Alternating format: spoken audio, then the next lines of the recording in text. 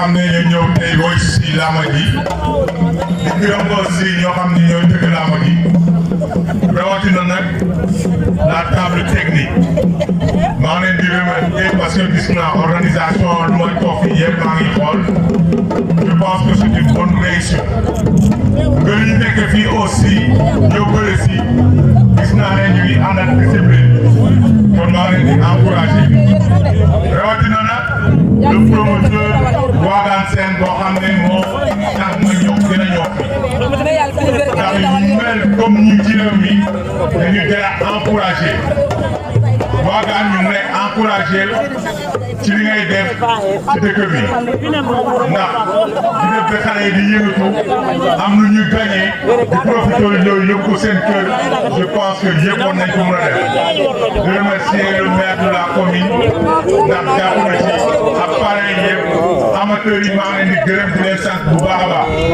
te di wax ne yeneen kàddu yi ñu ñëw ndax su ñu déglu seen biir yi bëri du ñu ñëw kon ñu ngi leen di gërëm yaakaar naa ne daa ma ci heure bu tas heure bu munte tas rek ñu si dañuy kontaan maa ngi leen di gërëm béykat yi maa ngi leen di gërëm béykat yi maa ngi gërëm rawatina nag table technique bu leen gis naa seen taxawaay bi di remercier le comité di remercier ñëpp su ma liggéey damay jar ngeen jëf loolu am na ancien lutteurs yi fi nekk aussi ci gox bi je pense que war ngeen leen woo ndax ñu tax ñu def dugg ci ay commission yi parce que ay anciens mbër lañu war nañu dugg ci commission bi pour mën a def dara joxe le bon exemple merci beaucoup jar ngeen jëf. Merci. Merci Korafa Ndiaye. Ancien roi des arènes. Merci, voilà. Mais monsieur Ndiaye. Monsieur Ndiaye. ngeen baal ma am na lu ma fàtte parce que le 4 5 février Joal la ñu teg lamb ñu fi woy ñii ñoo koy woy si Mbayang Loum moo koy woy si Pape Lo moo koy tëgg ñaar fukki nat la ñu teg foofu kon ñu ngi wax mbër yi foofu na ngeen teel a ñëw ku nekk inscrire jot chance am. Pour la promotion. Monsieur Ndiaye, pour la promotion. Merci beaucoup, monsieur Ndiaye. Vraiment, on est content. Keoléa, il intégrera les anciens lutteurs, le comité, les comités locaux, au Garden, il faut anciens lutteurs. Parce que aussi, il y a des mais Abdabali a aussi.